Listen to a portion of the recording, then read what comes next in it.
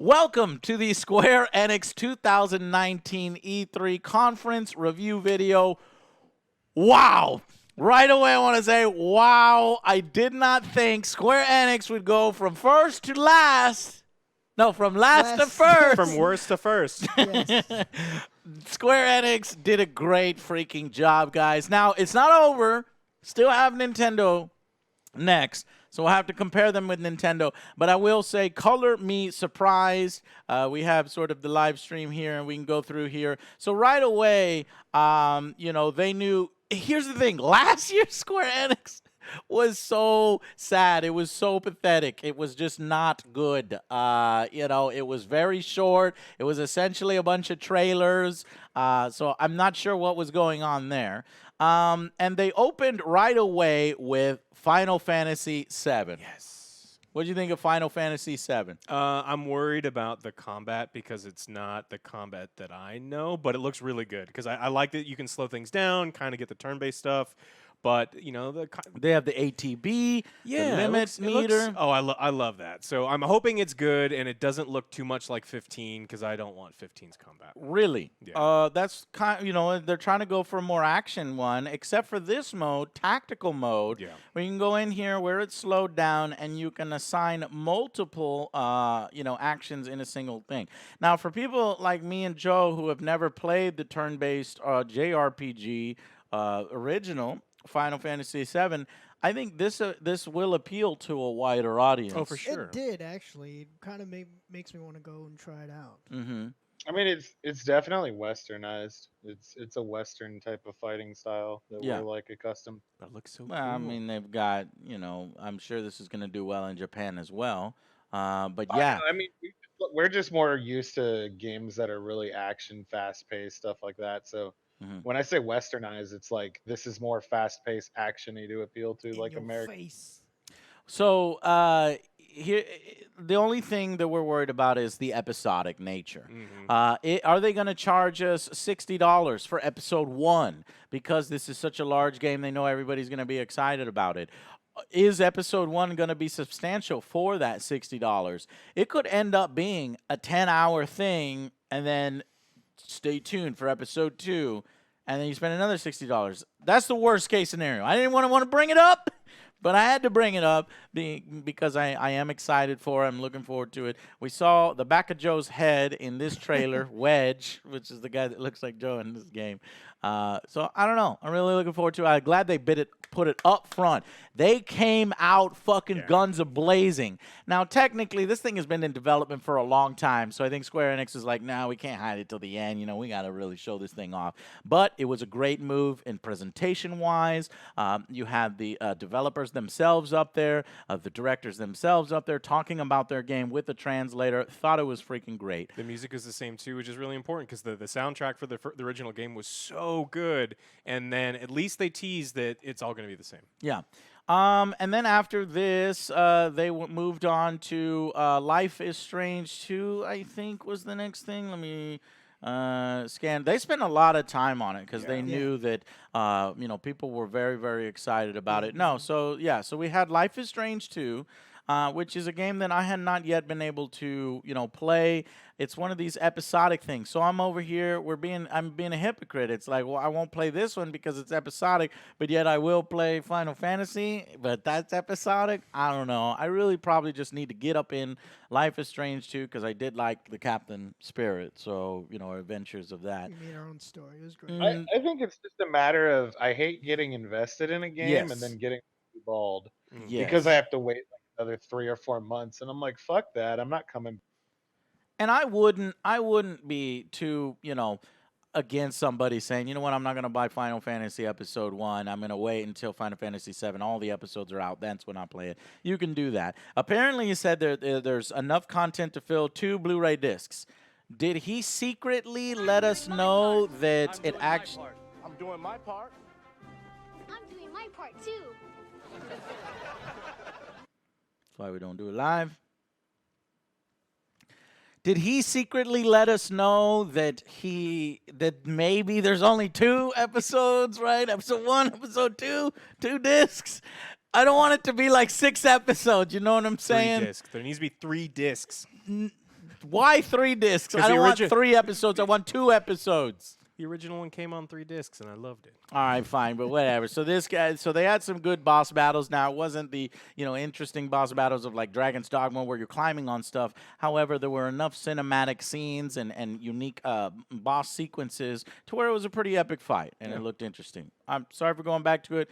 Moving forward, we have Final Fantasy Crystal Chronicles.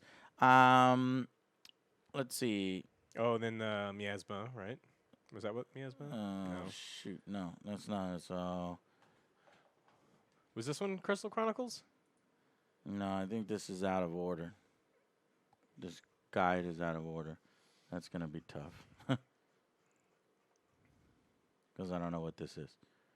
No, this is Crystal Chronicles. Yes. Okay, so it's not out of order. So one thing, real quick. So apparently this was originally on GameCube, and now it's going to receive a smartphone port. Whereas I might groan for other mobile games that there's stuff with microtransactions and aren't really games. If this was a GameCube hit, apparently, then we're probably going to, and it's gonna have multiplayer capabilities. That might be a worthwhile mobile game. So let's not write that one off just because it is a mobile game. So it's on Switch as well and PS4. I think it's all there. Then you got Octopath Traveler. Dell, talk about that. Octopath is an amazing game, and honestly, it was one of the best things that I've played in a while. And it was just something I played in my spare time.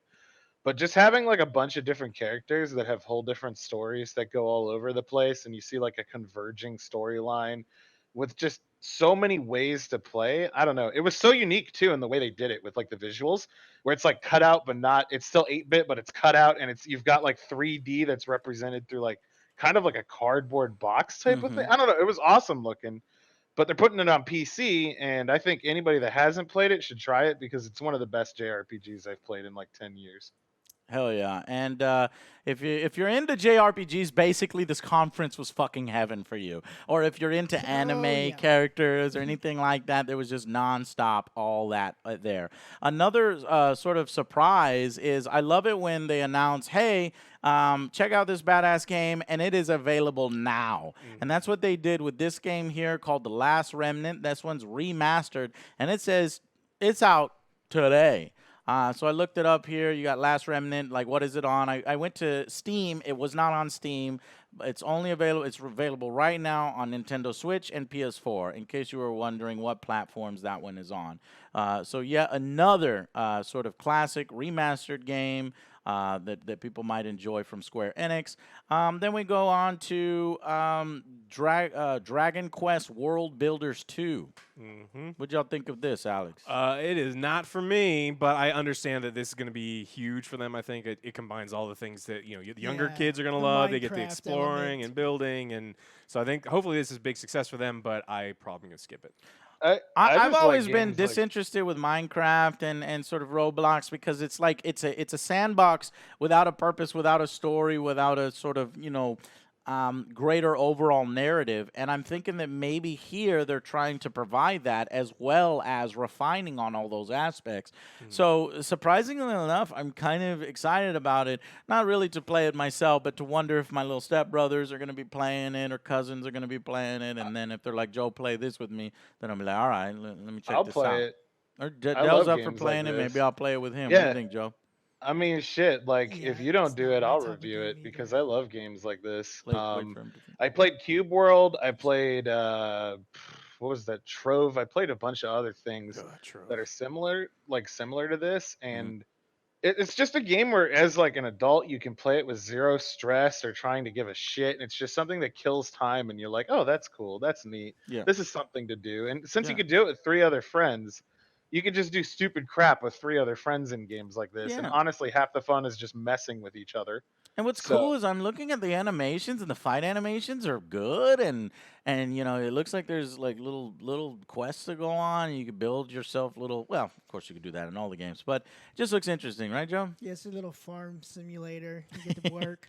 I don't feel like working in my game. Yeah, Joe's not ready to play. I don't want to build or anything. No, not for me. Not for you. Okay. All right, well then moving on. I think the next one was, basically they talked Dragon about Quest. Dragon Quest itself coming to what new platforms? No, it was Echoes of an Exclusive Age S remastered edition, something or the other. And then they moved on to basically check it out. These are all the indie games that Square Enix has been helping develop, whether it started on Kickstarter and Square Enix would help publish them, or whether it started, with Square Enix money. They made some of these games come together. Some of them look great. Some of them, I don't know, questionable. That one looks pretty interesting. Some cool stuff. And they said in 2019 we did Battalion, and that was it. And then, so we only did one in 2019. So it's like, are you going to continue to support this program? And they say yes, because coming up in 2020, we're doing this new thing from Mexico, Mexican development house called. Huzzah! All right, Joe, you're not from Mexico, sir, but you have heritage, obviously. Circuit, was it Circuit Superstars? From Carlos. From Carlos, which Del refuses to pronounce. I Del? can't. Why do you keep attacking me? I What's his can't name? roll my R's. What's his You name? ready? Car. Carl. Carl. Carl. Anyways, it's a top-down racing style. However, it's interesting because it doesn't look like you're really controlling the race cars. And I thought it was a mobile game because it was talking about controlling the pit crew, plan your strategy, and then execute your strategy. And this is, Yeah, the little use the story pit games guys. on the That's what it seems mobile. like. But as soon as I said that, it said no PC development and it was coming to Switch. So I guess I was wrong on that. And then we see a little bit more after this of Battalion 44. Me and Del played the Battalion 44. What do you think of that one? I thought it was a really, really cheap Call of Duty. I Mhm. mean, it felt cheaper than Call of Duty World War II. But no, it felt more Which, like like a Counter Strike. They were trying to do yeah, like a it was Counter it was Strike like an with it. even cheaper Counter Strike. It just didn't feel good. When we played it, it was not good, and the maps were bad, like poorly designed. It might have gotten better since then, but Square Enix is out here. Look, we're still supporting this game. We've got some new content for it. Check it out. And then after that, I think what did we get? We got the announcement of more DLC Yeah. for this game that doesn't make a difference to me anyway. Exactly. I'll just keep playing dumb. What is it? Yeah. Wow, what is this? I've never seen it before. Surely it's an Question okay is, game. who are you? Luxord. Kingdom Hearts 3 Remind. Coming this winter, DLC for the Kingdom Hearts game. So that's when I was talking about, so Kingdom Hearts concluded in this year. All the Kingdom Hearts fans jumped down my throat and that's not all right. And I was like, no, I was just saying, Avengers concludes, Star Wars concludes, Kingdom Hearts kind of, concludes a little bit. And it was like, no. And so there's more content for that coming. And then we had the Shadowbringers, which was Final MMO. Fantasy 14, right? Yeah, new expansion. And as a new expansion, there's 2 new ones. They're trying to reinvigorate the MMO. He was like, hey, man, if you haven't played, and it's a great time to come check it out. New quests. It's a major expansion. New stuff. You get to be a dancer now. That's cool. Yeah, no, a gunbreaker and a dancer. Mm-hmm. So they're trotting that out. And you know what? There's not very many MMOs, left or popular. And so it's cool to see. And what we really liked was, it came out bad. And this was one of the game companies that was like, we're sorry. And we're going to take it down. We're going to make it better. And they even apologized. Yeah, they brought it back up. And it was much better. I think I played it back when it wasn't so good. And I gave it a shot. But, it's probably not one for me. But definitely there are a lot of MMO lovers that have something still to play. It's a fantastic MMO, and it's just getting better. And if you want good content, the whole leveling experience takes a long time, but it is so good all the way through. That's just it. It's just like it's not something you want to rush. You want to go through it because it's like a Final Fantasy game You just play with friends. It's a good. Is it really like this? Is the thing I'm looking at all the cutscenes and I'm seeing like everybody Yes, talking and story, there's or is the game fucking quiet? Like I'm just running around and clicking, and then the dude I gotta no, read text. all the NPCs are like voiced. There's huge Really? cutscenes. I mean, Wow. there's like 5-minute cutscenes in the game, like 5 and 10 minute cutscenes. Okay. It is a full Final Fantasy, but an MMO form. Maybe I'll give it a shot. This thing comes out. I think they said it was July. Yeah. July 2nd. Right. And really, there's not a whole lot around that. So they're probably taking advantage of the fact that they've got that month, and maybe we'll give it a shot, at least on stream. Probably not a review. Don't expect something like that. I didn't promise that. Okay, 100%. But then what was the craziest thing was Techland, and this I felt was a little bit of a stumble, a little bit of a trip, but not necessarily Square Enix's fault. This Yeah, maybe they forgot. it's did Techland forget that they had pretty much already shown us this trailer? And all they really did is they put, and I seen this part too, all they did was they put this song to it. And this exact sequence we've seen before where he's running and jumping on this. So I felt like that was a little bit of a letdown. We could have seen something a little bit more impressive, showed off something else. Yeah, there are small little new bits to it, but I just felt like we've seen it, you know? So just as like a back to Final Fantasy thing, just a quick search says there's 9.5 hours of cutscene. Okay, cool. And this guy just ripped his skin off of his hands as he flew on that damn pole.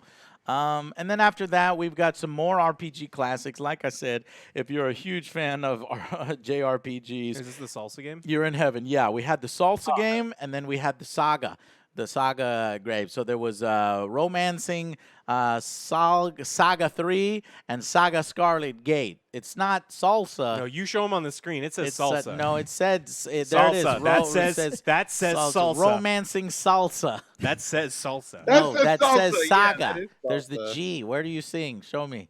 Sol. S-A-L, And and that's that's an a- S. that's an S. That's a stylized That's some kinda S-A. weird Yeah, S. that's the salsa. Okay, salsa game. You can go and play. Those are coming soon. And then we had Final Fantasy Brave Exvius and War of the Visions. Final Fantasy Brave Exvius. I don't know. I think they're trying to clean up the fact that their nomenclature is so confusing. And you remember when they were doing this for like verses and then crystal this and that. There's still some of this shit that's left over that's a little confusing. I thought that this was going to be, a crappy mobile game, and to be honest, it is a mobile game, but I'm not. It didn't look. It reminded me of It was Tactics. appealing to you. Yeah. Right, because you have all these houses. It was sort of Game of Thrones-ish. It's very tactical. Oh, yeah, barbarians wearing corsets. People with god complexes. But you see that kind of stuff, that looks like Tactics to me. Now, how do you fuck that up? If you put timers in that game, no. Wait, If it's free to play, then microtransactions, yeah, and paywalls. But I'm hoping that it's like, hey, pay us $15, you get access to the whole game. It's a mobile game, and that. So that's what I'm hoping for. So whereas, what was I gonna say? Bethesda was doing a bunch of mobile games on their stream and disappointing people, and they didn't look very appealing. I don't know. These ones might not be filled with microtransactions, Because Blades is. but I could be wrong. Mm. Yeah. Brave Exvius is I don't know free to why I'm play, giving Square Enix yeah. the benefit of the doubt, because they've actually putting out some pretty insulting mobile games. Jim Sterling has some great videos on that. Look those up. Okay, I was trying to stay positive because I think overall this one was a positive one. But yeah, all right. So what about Outriders? This one got me hyped. Yeah. No gameplay, but it does look good. Yeah. I don't don't gotta be the accept much 'cause it says naysayer on it. it It says because it. like But it's Poland. Come on. I know, Holy- but like so Joe's how hype many and times Dell is the Look at that. naysayer. That looks I cool as can't- fuck. 3-person co-op, it sounds great. You can make your own Yeah. custom yeah, character. but there's no gameplay. Like, Yeah, how but I- can you judge a game with no gameplay? But And I we've don't been ju- lied to so many times. Yeah, well, we see gameplay By footage Square all the Enix? time, and we're getting lied to. No, in last year. general. Square and Enix Square doesn't do Enix- a lot of the lying, in my opinion, or wildly different concepts from what they tried to show us. What I appreciated is maybe it's a little too early. I mean, look at it. It's probably it's a year away, and they just wouldn't want to show. And when we were complaining about EA Play not having anything to show with Dragon Age and you know some of these anthems, and it's we're working on it. Well, at least show us maybe the behind the scenes working on it and explain a little bit more. They did with the enemy And they types, did. which was pretty cool. Look, And you I'm get just on the gonna screen, reserve actually in the judgment. screen in there, you get to see characters running around. Yeah, and all the so. guns too. That they have all these custom little. Yeah. Look, I'm not saying it's a things great on it. game already, but it looks promising. Yeah. It's something that, you know, next year I'll probably pick up. Yeah. Teaming up with other players online or play by yourself. That was something that they made clear that this is a story that you can experience either by yourself or with friends. And it's dark, it's unforgiving, so I'm hoping it's going to be very difficult. And you're in these war-torn landscapes, as you see that little quick scene look- I there. don't know Those what that bosses is. look cool. They Yeah. look pretty So I cool. think I think it's a cool, interesting world. It's not, you know, here's Yeah, the look scene at that you were that. talking Yeah. about. Rock gun. Not, you know, whether these are standard weapons or whether you find them and loot them, these are things that we're looking forward to learning. But I think their creature designs are fascinating. It's a Polish studio. Poland's on fire with game development. So Outriders, to me, looks far more interesting than that sort of generic military game that they showed a cinematic of at Microsoft and we knew nothing about. Yeah, and I'd we were rather like, what see the stuff fuck? like this, and then we have concept art, Right. and then they just show one picture. That's Yeah. it. I like the concept art that they show here, though, if that's what you're Yeah. saying, or I would just, yeah. And then what else? What is this? We had Mobile game. Onaki, another brand new RPG, another colorful anime type of world, and this one is real-time combat. And party members can deal damage with devastating combinations. So yet another sort of, you know, anime-inspired and art style. So you're really loving it if you're into RPGs and old school with a little bit of new school flavor.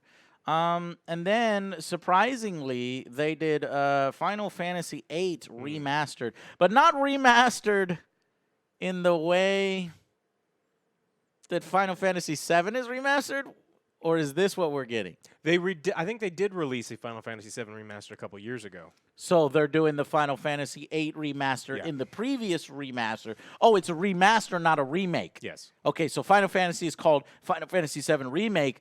So there was a Final Fantasy VII remaster and a Final Fantasy VII remake. Yes. Now there's a Final Fantasy VIII remaster.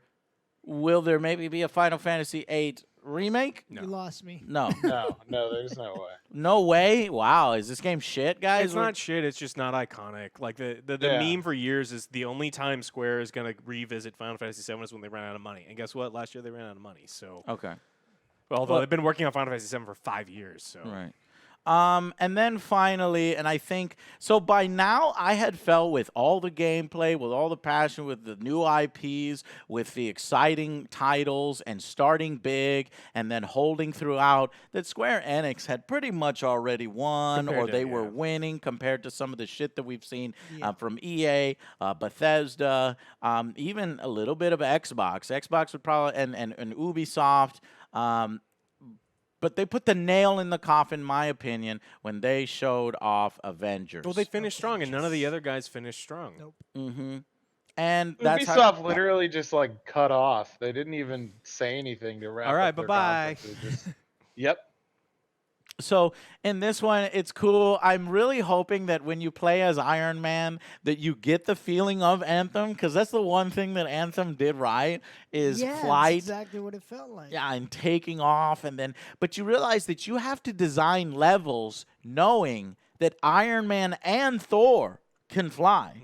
And also Hulk can jump like a motherfucker. So if you're wondering what took so long to reveal this game, that's probably the level design was probably more complex than they thought. If they're taking this in a very serious manner, which it looks Well, you like. see Black Widow flying around on an enemy in the trailer here too, where she's jumping on someone who has like a powered flight suit, and she's flying around too. So The only disappointing thing is this right here. Likeness. The likeness. well, you can't expect that. You know how much money it costs for those likenesses. I know. I don't know how much it is, and I know it's a lot, but it would have immediately given the game. I know. What if this game comes out and it's a fucking 9 out of 10? It's an 8 out of 10. If you had those likenesses and the voice actors, you know that would have earned that extra point for that 9 up from 8 or from that 9 to a 10. But, you know, I don't know. So at first I was thinking, well, it's not an RPG because it looks like you already have most of your abilities, or maybe you, as in the action games that we've seen from Thor, from Hulk, and from Iron Man. Those are the ones that we've seen before, and me and Joe have played them. They've been bad, but they all follow this formula where it's like really tight spaces. You beat up a bunch of bad guys because the door closes and locks. Once all the bad guys are dead, then the door opens and you move on. Fucking ice giants. Yeah. I only have one other complaint. And about the game. eventually you could level up your character with skill points. Do you think that that's how this game plays? It looks far more, you know, open, but this could just be a cinematic. Yeah, well, we have no idea. Yeah, it could just be. I mean, it is a cinematic. cinematic. It's a puzzle here. game, man. Confirmed. A It's match puzzle 3. game, yeah.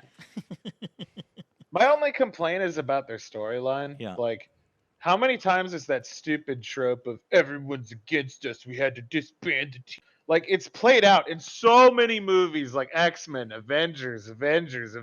Like, every single Marvel thing is like, mankind disband the Avengers. The Avengers The isn't drama liked between the anymore. teammates and shoving each Yeah. other. Hey, don't you talk to me that way? No, you don't talk to me that way. I hate that so much. It's so overplayed at this point. Yeah, when you're looking at it from the outside, though, but maybe, you know, as you look at it from the inside, it is a compelling storytelling device to put some drama on the team, to feel a little bit more successful in coming together as a team once you overcome those differences. So I see why they do it. They're doing it for narrative purposes, but I also kind of agree with you that it's a little played out. It's unfortunate that there have been so many great Marvel Avenger movies that this game seems to be borrowing from and then mixing in their own stuff. And so in that way, if this could finally give us the best movie licensed game ever, this one might be it. So guys, Square Enix has won E3 for me, unless Nintendo pulls a massive upset. They would have to really bring the big guns.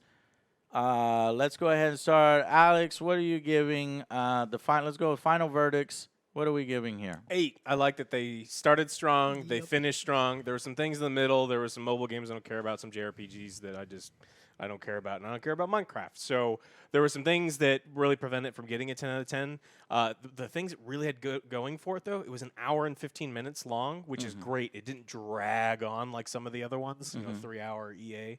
So I'm giving this one an 8. Okay. Del, what are you thinking? I'm right there with Alex. It's an 8. I mean, like, especially considering how shitty Square Enix was last year and how they had technical problems and bad games and bad trailers. And I mean, they actually they started strong and they ended strong. And that's more than any other conference so far can even try to claim.